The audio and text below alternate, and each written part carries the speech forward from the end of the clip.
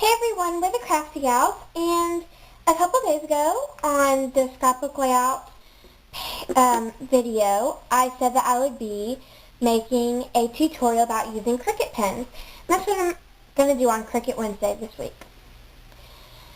A couple weeks ago, or maybe it was about a week ago, Robin posted a video about using Cricut jellies in your Cricut, and I really was interested.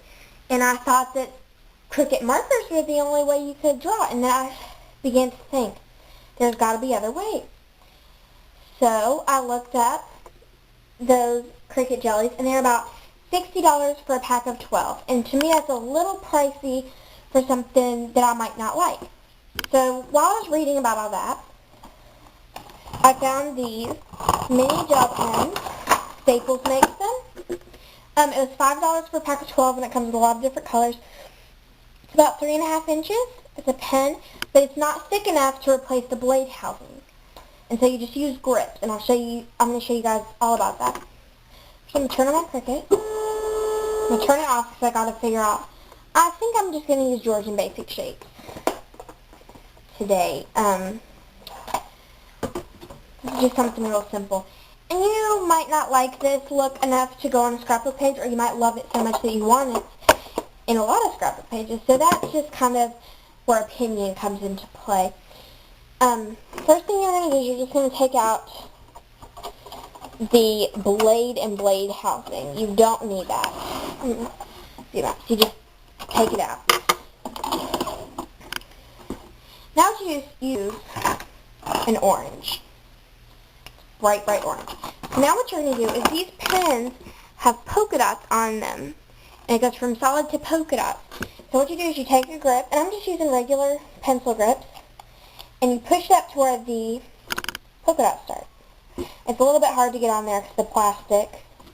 And so it's going to be hanging off the end. Now what you're going to do, if I have a hard time with this, you're just going to fold the extra part hanging off the end of the pen.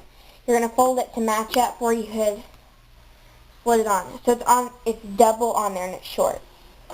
Now what you do is you just stick that in there. And it's a little bit tight to close, and that's just because of the grip. So be very careful with this, because this is not anything made by Cricut or another company, so you gotta be extra careful. Here's my mat, and I got stuck. I'm just using printer paper just for the tutorial. I haven't tried on any expensive paper because I don't want to quite yet.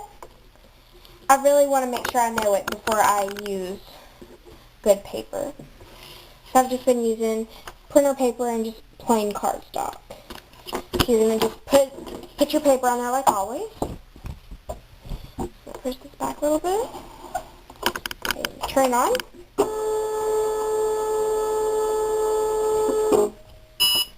And I'm going to load it. Now what I'm going to do is I'm going to do the blurb, which is like a speech bubble, blurb 1, and then I'm going to do a space, and I'm going to do shift, and I'm going to do blurb 2, just as a differential. And I'm going to do the size at 3. And you have to be really careful with these.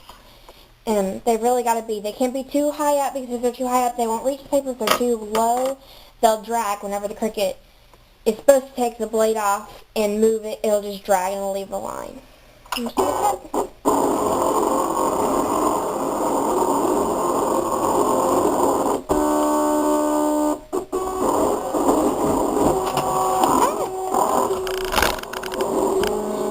back of the mat was hitting the wall. That's why I kind of screamed a little bit.